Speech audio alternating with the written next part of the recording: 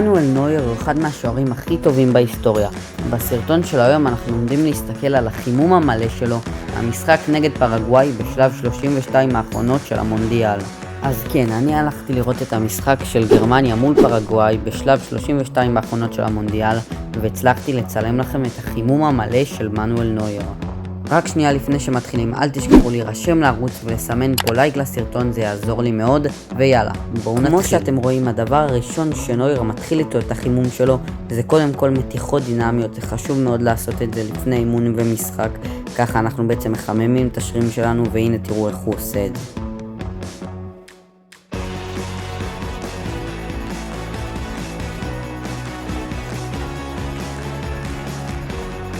הדבר הבא שנויר עושה בחימום שלו זה בעיטות לפנים. כמו שאתם רואים, המאמן שלו בועט, הוא תופס, מחזיר את הכדור עולה לשוער השני, הם עושים גם בעיטות לבלוקים, ובעצם זה הדבר השני.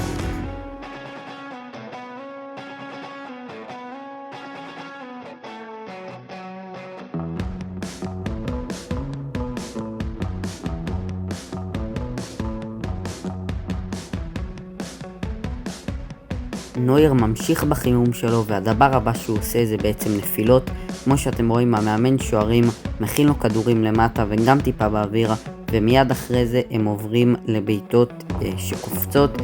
כמו שתראו ממש תכף, הנה הוא מכין לו כדור שטיפה קופץ, ובעצם הוא צריך לתזמן את התפיסה. בואו תראו עוד כמה כאלה.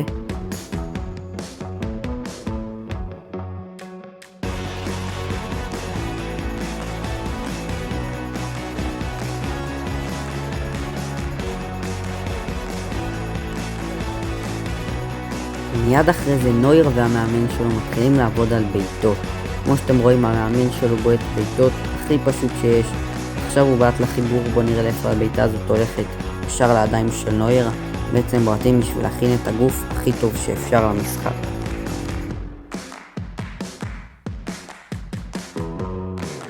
בהמשך החימום, השוערים המחליפים של גרמניה מצטרפים לחימום ובעצם מרימים לו כדורי גובה. נויר תופס אותם ומחזיר לו או בבולה או בבעיטה רגילה פשוט.